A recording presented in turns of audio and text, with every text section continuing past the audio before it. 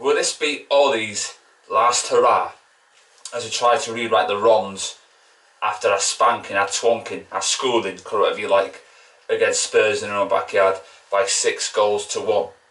Now, we faced Newcastle in the Saturday night kick-off at 8 o'clock, which means we're going to pay furthermore catch-up than we did previously, considering the points we've already got and the Merseyside derby on the horizon, and also Man City versus Arsenal. Now, last time we went to St James's Park, we lost by a goal to nil. Maguire cost us the goal and he missed the sitter, a guiltless opportunity to score, and he failed to do so. That was a complete and utter disgrace. But apparently he's good at heading. Didn't see it on that end of that corner. An appalling player. And one of the Longstaff brothers had the shot from the edge of the area. You know, with brothers in arms, a family affair. He failed to block the shot. And all the goals we conceded last season, if you look back at it, were all on him. Not Lindelof, but the Commander-in-Chief, Maguire himself. He should be ashamed to look in front of the mirror at his face every single day. So the team I'm going to pick. De Gea in goal. He could do nothing about the goals. He picks himself, basically. I don't hear no talk of Henderson being the first choice goalkeeper. Henderson is not good enough for Man United. He is Sheffield United class, he is not Man United class, and there lies the difference.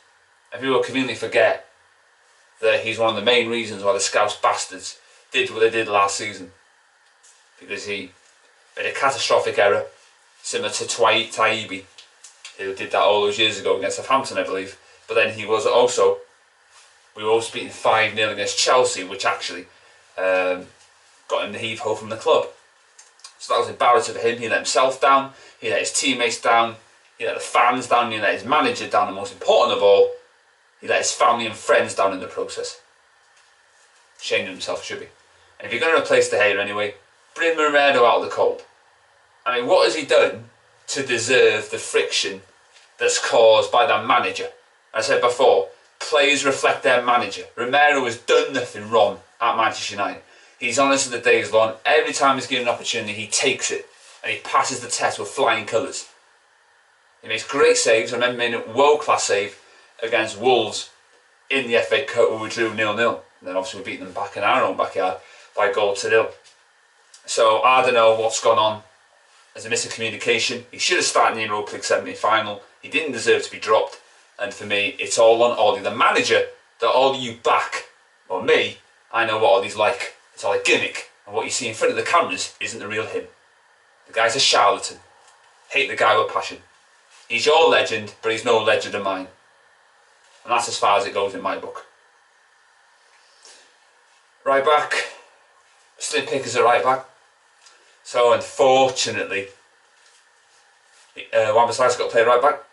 You know?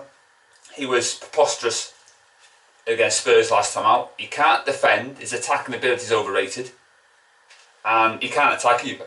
Ricardo Pereira, I think he's currently injured at the moment, scored more goals at right back for Leicester than Wan-Bissaka did. Kyle Walker at City scored more goals at right back last season than Wan-Bissaka. Leicester's new signing, Pratt, has scored more goals in his few appearances for Leicester in the Premier League than Wan-Bissaka did last season.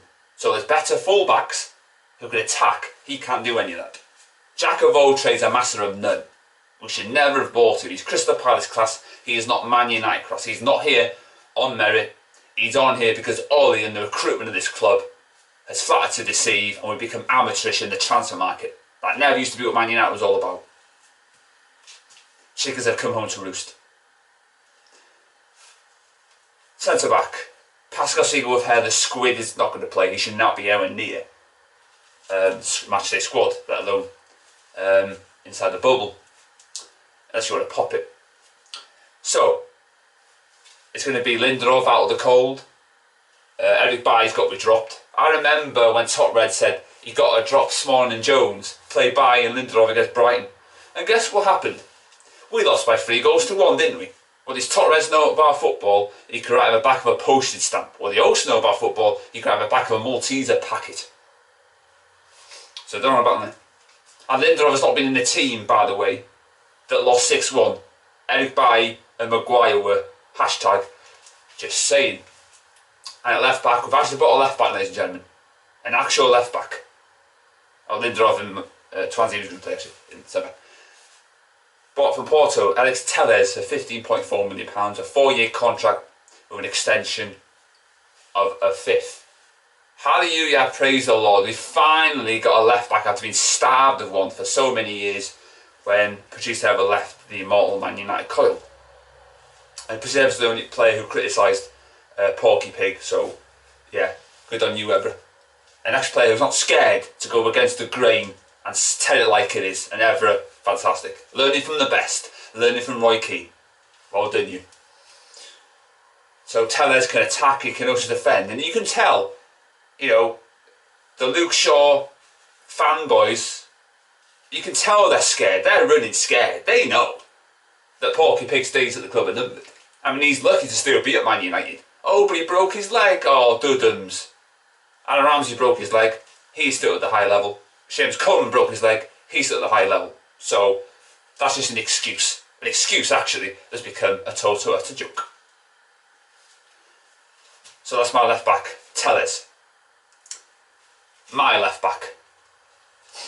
Don't you dare forget it. Midfield 3. Matic didn't cover himself in glory, so I'm going to put McTominay in that position. He deserves another opportunity. He got skinned alive by his haters, but you know, I said, we all know what they think, but no one cares what they think. Well, I don't anyway. So McTominay comes in, has to be. And he actually might get to the Euros as well, by the way. Or the World Cup. Yeah, the Euros, yeah. So it is. But midfield 3, McTominay. Going to play Pogba. There's, at the time of this recording, doubts whether Bruno Fernandes had to self-isolate or not. So at the time of this recording, nobody yet knows. But if he is available, for me, he should be dropped. Van der Beek should come in instead of him.